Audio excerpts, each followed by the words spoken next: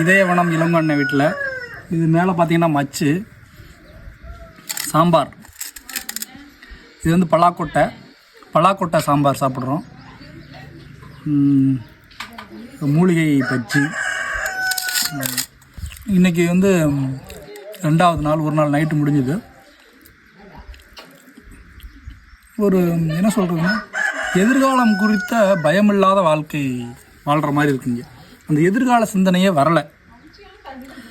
நம்ம அங்கே இந்த இந்த வாழ்வியலுக்குள்ளே இருக்கிறப்ப எனக்கு இந்த எதிர்காலத்தை பற்றியான ஒரு பயம், எதிர்காலத்தை பற்றியான ஒரு சிந்தனை இருக்கு இல்லையா மக்களுக்கு. இப்போ அதானே எல்லாத்தையும் ஆட்டி படைக்குது. எதிர்காலத்தில் என்ன பண்ண போகிறோம், அது படிப்பாக இருக்கட்டும், பணமாக இருக்கட்டும், வீடு வேலை இப்படின்னு எதிர்காலத்தை பற்றியான பயம் நிறையா இருக்குது. இந்த வாழ்வியலுக்குள்ளே வந்த உடனே எனக்கு இந்த 2 நாளாக அந்த பயமே இல்லாமல் போயிடுச்சு. இதை தான் நான் உணர்ந்தேன். இரவுலாம் பார்த்திங்கன்னா, நான் வந்த அன்னைக்கு அமாவாசை, மின்சாரம் இல்லாத இரவு, நஞ்சில்லாத உணவு. ரைமிங்லாம் நல்லா இருக்கா? அதுவாக வருது. மின்சாரம் இல்லாத இரவு, நஞ்சில்லாத உணவு. இப்படி இந்த மாதிரியான ஒரு வாழ்க்கை வந்து 2 நாள்லேயே எனக்கு வந்து பார்த்திங்கன்னா, இந்த மாதிரி சாகிற வரை இந்த வாழ்க்கை கிடச்சிடாதா அப்படின்னு ஏங்க வைக்குது. இது எல்லாத்துக்குமே வரக்கூடிய ஒன்று தான்.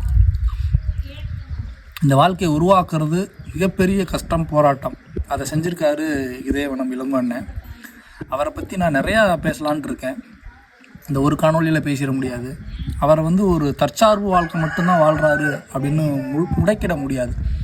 அவரோட ஒரு இரவை பகிர்ந்துக்கிட்டப்பவே அவர் வந்து ஒரு விஞ்ஞானி, ஒரு மிகப்பெரிய சித்தர் அப்படிலாம் போட்டுறதுக்கு அந்த இன்னும் பெரிய அளவில் வார்த்தையை சொல்லணும்னா, அவரை வந்து அகத்தியருக்கு ஒரு சமமான ஒரு இடத்துல பார்க்கக்கூடிய ஒரு ஆள் மாதிரி தோணுது. ஒரு இரவு அவர் கூட வாழ்ந்ததுக்கே அவ்வளவு இன்ஃபர்மேஷனை தனக்குள்ளே வச்சுருக்காரு.